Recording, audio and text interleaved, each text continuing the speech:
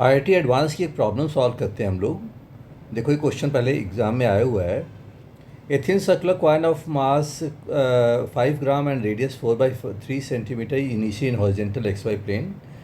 इसको आपने एक इम्पल्स प्रोवाइड किया जेड डायरेक्शन में, right. By applying an impulse of this much, impulse की वैल्यू दी हुई है उन्होंने, इम्पल्स की वैल्यू सप्लाई की हुई है, ठीक है। At a distance 2/3 centimeter from the center, the coin spins about diameter and move along the z axis. पूछ रहा है कितने नंबर ऑफ रोटेशंस ये परफॉर्म करेगा before reaching back to the same point, ठीक है।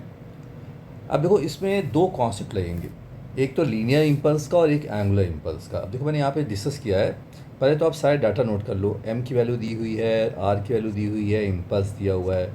When the disk will be in air, net external torque will be zero. Torque की value zero है, तो इससे क्या मालूम हुआ कि angular momentum remain conserve, omega remain conserve, omega की वैल्यू कांस्टेंट रहेगी, omega is equal to constant, ठीक है। Centre of mass will perform motion under constant acceleration. Disc का सेंटर ऑफ मास ऊपर जा रहा है और नीचे आ रहा है, centre of mass constant acceleration से मोशन कर रहा है, ठीक है। Apply linear impulse concept, linear impulse का कॉन्सेप्ट लगा दिया, J is equal to P2 minus P1, J is equal to P2 minus P1, तो ये अप्लाई कर दो। तो इससे हमारे पास वैल्यू आ गई V2 is equal to this J upon M।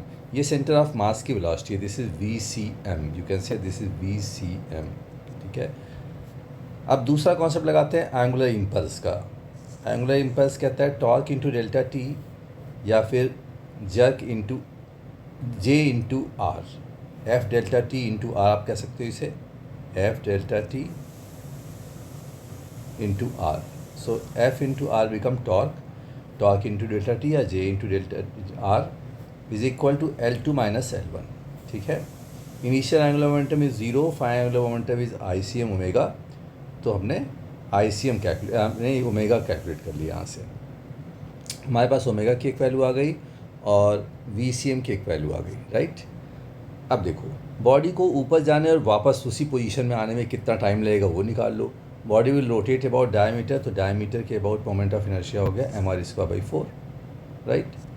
Both quantities VCM and omega are independent, इनका आपस में कोई रिलेशन है ही नहीं, ठीक है। Time taken to reach back to the same point is, यहाँ से हमने कैलकुलेट कर लिया, S=UT + ½ AT², एक्सेलेरेशन कांस्टेंट है, तो आप डायरेक्टली फॉर्मूला अप्लाई कर सकते हो, S=UT + ½ AT²। अब देखो ओमेगा की बात करते हैं, ओमेगा भी कांस्टेंट है क्योंकि एक्सटर्नल टॉर्क लग नहीं रहा है, नंबर ऑफ रोटेशन हमने निकाल लिया, omega is equal delta theta upon delta T, हमने डेल्टा टी यहाँ से कैलकुलेट कर रखा है, this is delta T, right.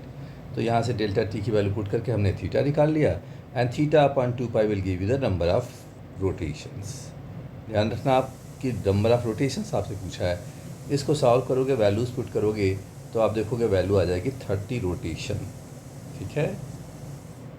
आप इसे ध्यान से करिए, अच्छा क्वेश्चन है, इससे आपका लीनियर इम्पल्स और एंगुलर इम्पल्स दोनों के कॉन्सेप्ट क्लियर हो जाएंगे। Thank you very much.